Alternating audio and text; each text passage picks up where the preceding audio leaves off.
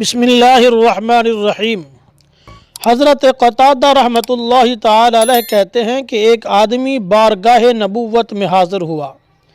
जब कि आप मक्का में थे, कहने लगा कि आप ही हैं जो अल्लाह का रसूल होने का दावा करते हैं।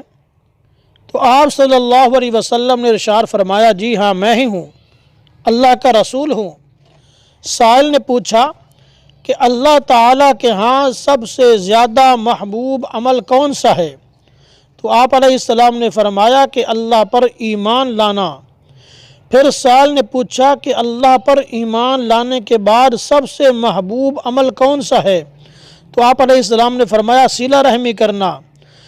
उसने कहा तीसरे नंबर पर सबसे महबूब अमल कौन सा है?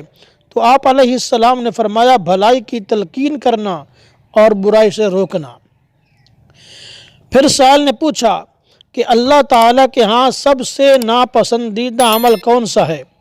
तो आप अलैहिस्सलाम ने इरशाद फरमाया शिर्क करना। साइल ने पूछा इसके बाद कौन सा है? फरमाया कता रहमी करना। साइल ने फिर पूछा कि इसके बाद कौन सा अमल बुरा है? तो आप अलैहिस्सलाम ने फरमाया अमर बिल मारूफ और नही अनिल मुनकर को छोड़ देना, ये अल्लाह ताला के यहाँ सबसे बुरा अमल है।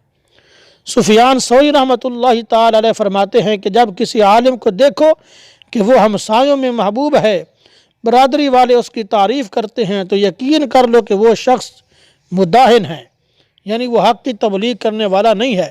क्योंकि जो हक़ की तबलीग करता है तो लोग उसको गवारा नहीं करते। हज़रत जरीर रज़ी अल्लाह ताला अन्हु रिवायत करते हैं कि आप सल्लल्लाहु अलैहि वसल्लम ने इरशाद फरमाया कि जिस कौम में कोई गुनाहों का इर्तिकाब करता है और लोग ताकत के बावजूद उसे नहीं रोकते, तो मरने से पहले पहले वो लोग अज़ाब में मुब्तला हो जाते हैं। तो इसलिए हमें चाहिए कि हम अमर बिल मारूफ और नही अनिल मुनकर करते रहें, यानी लोगों को दीन की दावत दें, नेक आमाल की दावत दें और बुरे आमाल करने से उनको रोकें।